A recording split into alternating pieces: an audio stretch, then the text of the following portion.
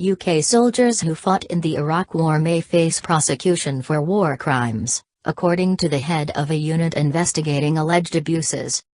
Mark Warwick said there were lots of significant cases and that discussions would be held over whether they met a war crimes threshold. Lawyers are continuing to refer alleged abuse by soldiers to the Iraq Historic Allegations Team, IHAT. The Ministry of Defense said it took such allegations extremely seriously. 2 public inquiries have already looked at claims against UK troops in Iraq. Mr. Warwick, a former police detective who is in charge of IHAT, told The Independent that the allegations being investigated included ones of murder. The inquiry has considered at least 1,515 possible victims, of whom 280 are alleged to have been unlawfully killed. Wholly unacceptable. Mr. Warwick said, "We would look at the credibility of the allegation in the first instance and, when we've looked at a lot of these extra cases coming to us, some of them are duplicates of cases, some of them we've already identified as part of our own investigation process, and some are multiple allegations, where we would investigate as a single allegation."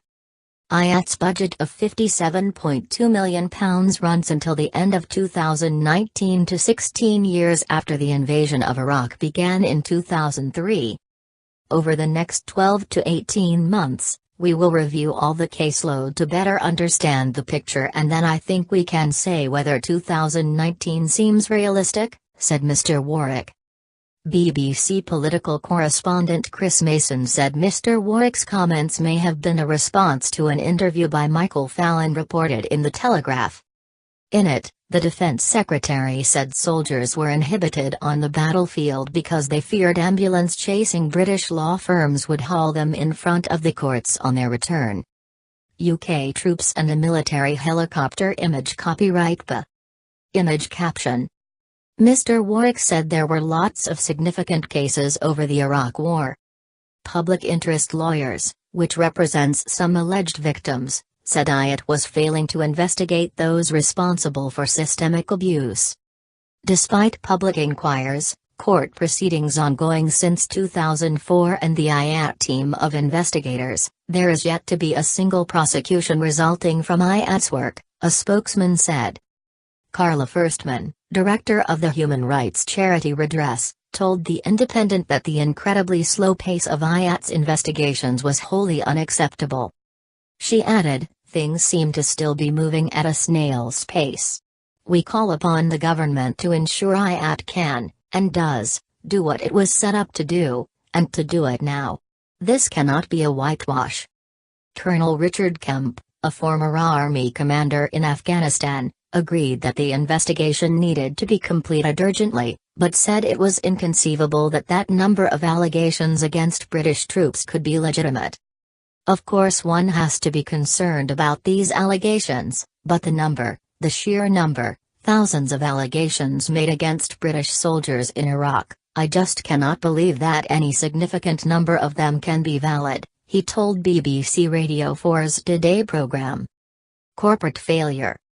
However, Dr. Andrew Williams, from the University of Warwick, said the investigations could take some years more, saying the process could drag out for a long time to come.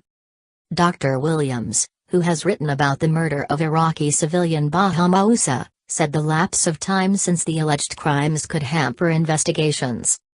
In terms of obtaining the witness testimony from the Iraqi civilians concerned, that will be tricky. They are obviously still based in Iraq and getting hold of them, interviewing them, is a long process and logistically very difficult.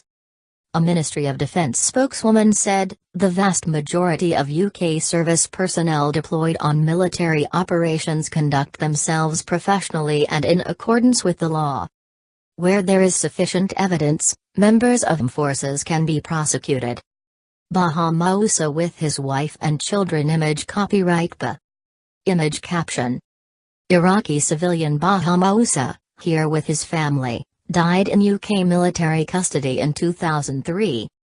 An inquiry into claims of abuse by UK troops in Iraq highlighted the death of 26-year-old hotel worker Mr. Moussa, who died in UK military custody in September 2003. It concluded in September 2011, with Inquiry Chairman Sir William Gage blaming corporate failure at the Ministry of Defence for the use of banned interrogation methods in Iraq. The Al-Swati inquiry, set up in 2009, followed allegations made in judicial review proceedings at the High Court that the human rights of several Iraqis were abused by British troops in the aftermath of a firefight with insurgents near the town of Majar al-Kabir. Inquiry Chairman Sir Thane Forbes said allegations that troops murdered and mutilated Iraqis in custody were wholly without foundation. But he did conclude that some of the detention techniques had amounted to mistreatment.